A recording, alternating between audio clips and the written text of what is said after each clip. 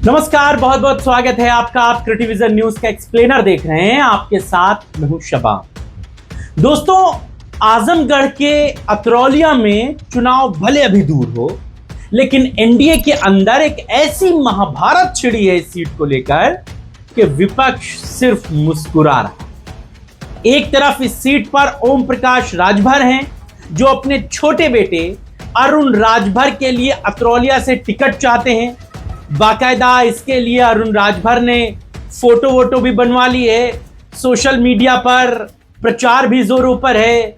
अतरौलिया में गांव गांव ढाणी ढाणी अरुण राजभर घूम रहे हैं, जनता से मुलाकात कर रहे हैं और अपने लिए और अपनी पार्टी के लिए माहौल बनाने की कोशिशों में जुटे हुए। दूसरी तरफ डॉक्टर संजय निषाद हैं, जो मंच से कह रहे हैं कि अतरौलिया हमारी सीट है।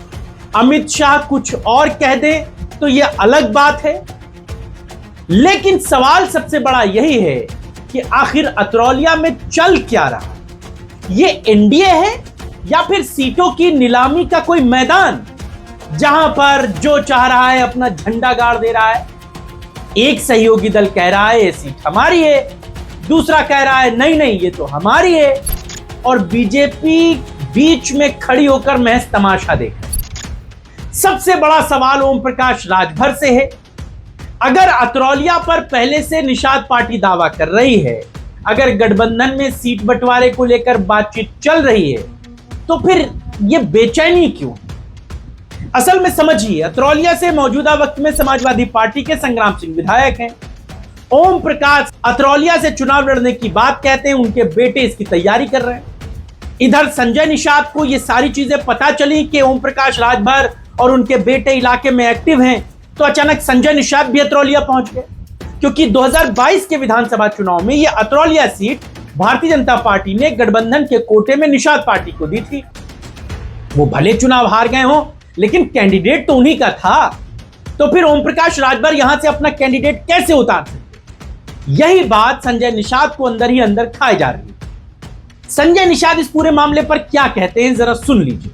2022 विधानसभा में अतरौलिया से निषाद पार्टी गठबंधन के साथ मजबूती से लड़े थे, दूसरे स्थान पे थे। इस बार लगातार एक वर्ष से सुहेलदेव पार्टी के राष्ट्रीय अध्यक्ष यहाँ पे दावेदारी की तैयारियां कर रहे हैं। बार बार अपने बेटे को क्या कहना चाहेंगे इसके लिए? देखिए, निर्बल इंडियन शोषित हमारा दल, जिसका दल उसका बल, उसकी समस्या का हल।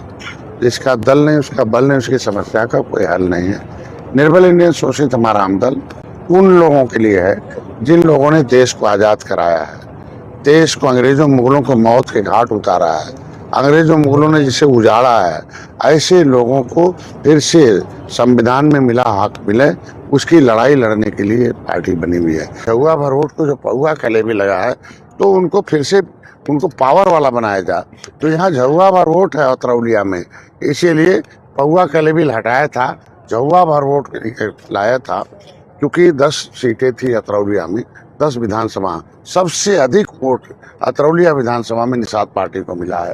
तो भैया, इसके मतलब भारतीय जनता पार्टी के सहयोगी दल होने के नाते जहाँ जहाँ भारतीय जनता पार्टी लड़ी, वहाँ हमसे कम वोट पाई है। तो सबसे पहला हक तो निषादों का है। सुना आपने? तो क्या ये सिर्फ राजनीतिक महत्वाकांक्षाएं हैं, या ओम प्रकाश राजभर बेटे को विधायक बनाने की ऐसी जल्दबाजी कर रहे हैं कि वो गठबंधन की मर्यादा को भी पीछे छोड़े दे रहे हैं? राजभर की राजनीति का यह इतिहास रहा है कि जब तक मनमाफिक हिस्सा मिलता रहे तब तक सब कुछ ठीक है, लेकिन जैसे ही हिस्सेदारी पर सवाल उठे, बयान बदल जाते, तेवर बदल जाते, उनके रिश्ते भी बदल जाते। ये बात 17 से 22 और 22 से 27 में आपको बदलती दिखे तो बहुत ताज्जुब मत कीजिएगा, क्योंकि पहले ये 17 में बदली, फिर 22 में बदली, अब 27 में बदल जाए। और रही बात संजय निषाद की, तो निषाद समाज की ताकत अपनी जगह है, लेकिन पहला हक हमारा है, ये वाली भाषा क्या गठबंधन राजनीति की भाषा है? क्या एनडीए में बाकी दल सिर्फ दर्शक हैं? और फिर नया फॉर्मूला भी सुन लीजिए, जिन सीटों पर बीजेपी हारती है वो हमें दे दीजिए। संजय निषाद इस बात को भी कहते हैं, मतलब जीत का श्रेय साझा होगा, लेकिन हार की सीटें सहयोगियों के नाम कर दीजिए। संजय निषाद भी ऐसा नहीं है कि सिर्फ इसी सीट पर अपनी ताल ठोक रहे हैं, वो भी उत्तर प्रदेश में लंबी चौड़ी फेहरिस्त लिए घूम रहे हैं, भाजपा से बार्गेनिंग कर रहे हैं। लेकिन आज की लड़ाई अतरौलिया की, राजनीति में दावे करना आसान है, लेकिन चुनाव जीत कर दिखाना बहुत मुश्किल है। अतरौलिया की असली तस्वीर क्या है, यह बात आप जानते हैं। यहां सिर्फ एक सीट का झगड़ा नहीं चल रहा, यह एनडीए के भीतर बढ़ती बेचैनी का ट्रेलर है। एक तरफ राजभर की महत्वाकांक्षा है तो दूसरी तरफ निषाद का दावा, और इनके बीच बीजेपी के नेतृत्व क्षमता की परीक्षा। अगर दोनों दल अपनी अपनी जिद पर अड़े रहे तो सबसे ज्यादा नुकसान किसका होगा, यह बात आप बखूबी समझ सकते हैं। जनता को संदेश जाएगा कि सहयोगी दल सरकार में साथ हैं, लेकिन जमीन पर एक दूसरे की टांग खींच रहे हैं।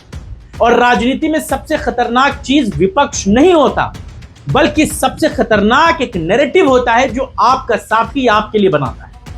अगर अतरौलिया में यह लड़ाई लंबी चली तो इसका असर सिर्फ एक विधानसभा सीट तक सीमित नहीं होगा, पूर्वांचल की राजनीति में संदेश जाएगा कि एनडीए के अंदर सब कुछ ठीक नहीं है।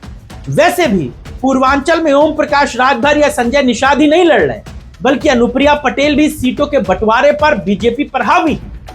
कार्यकर्ता ही भ्रमित हैं कि असली उम्मीदवार किस पार्टी का होगा, कहां होगा। अब सब कुछ बीजेपी के नेतृत्व पर टिका है।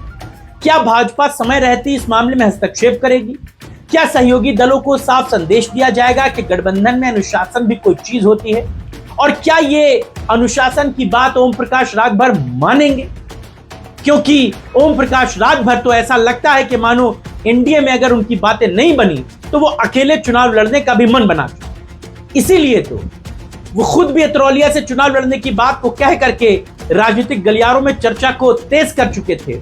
उसके बाद उनके बेटे ने बाकायदा फोटो पोस्टर बना करके सोशल मीडिया पर माहौल बना दिया। ये बातें जितनी ज्यादा संजय निषाद के लिए टेंशन भरी हैं, उससे ज्यादा बीजेपी के लिए सरदर्द। ये बात तो आप तय मानिए कि अतरौलिया की लड़ाई अब सिर्फ टिकट पर नहीं रह गई।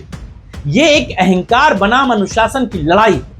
ये महत्वाकांक्षा बनाम गठबंधन धर्म की लड़ाई, और 27 आते आते यही लड़ाई तय करेगी कि फायदा किसे हुआ और नुकसान किसे। फैसला जनता को करना है। आप भी कमेंट करके बताइएगा कि अतरौलिया पर दावा सबसे ज्यादा किसका मजबूत है, ओम प्रकाश राजभर का, संजय निषाद का, या फिर अंतिम फैसला सिर्फ बीजेपी नेतृत्व को ही करना है। यह खबर अतरौलिया की राजनीतिक गलियारों में बहुत थमक बनाए हुए बहुत चर्चाओं का केंद्र है। इस सीट पर समाजवादी पार्टी के संग्राम सिंह यादव विधायक हैं, और वो ओम प्रकाश राजभर हो या संजय निषाद किसी को भी कंपटीशन में नहीं मानते।